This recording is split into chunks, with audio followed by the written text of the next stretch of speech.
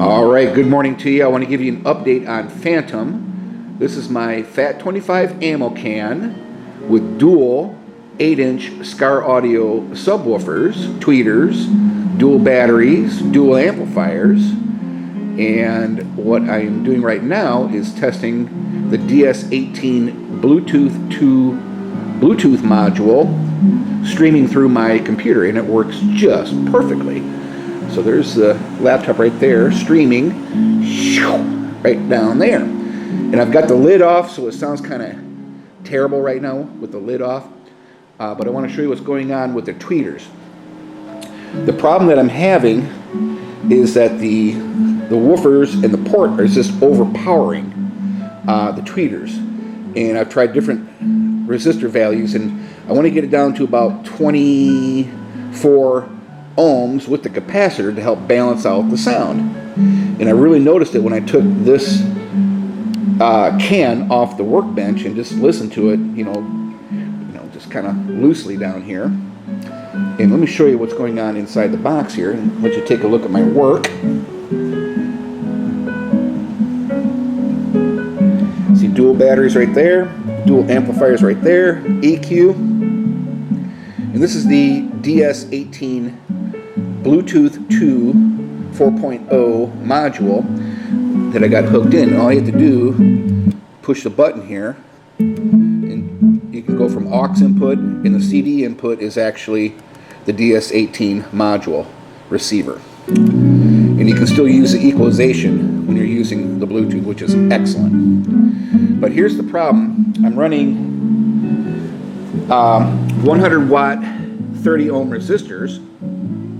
It sounded pretty darn good on the bench, but it's still, I need to lower the resistance and also increase the power handling capacity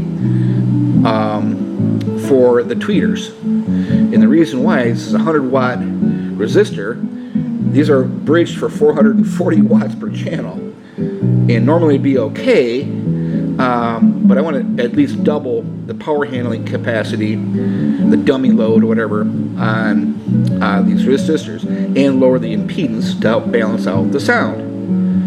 So this is what I came up with over here, and my helpers out here helping. Yeah, check this out. I did some experimenting this morning, and this is what I came up with.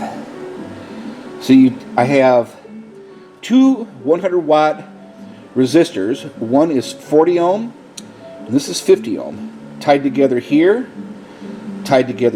jumped. I put the test lead here and a test lead here, and guess what my impedance is? Perfect, 23 ohms. Sitting pretty.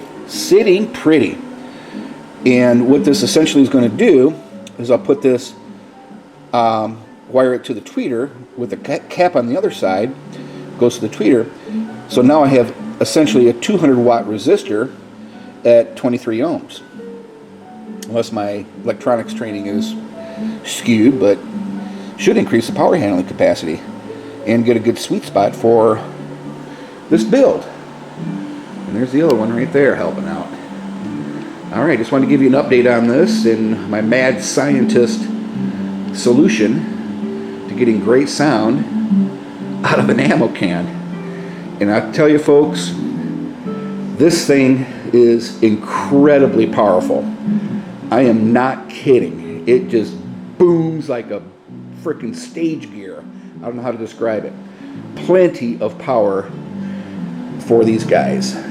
Tuning is about 40 hertz, the cabinet, and I have just a few more minor tweaks to work out, and this thing will just be absolutely sublime.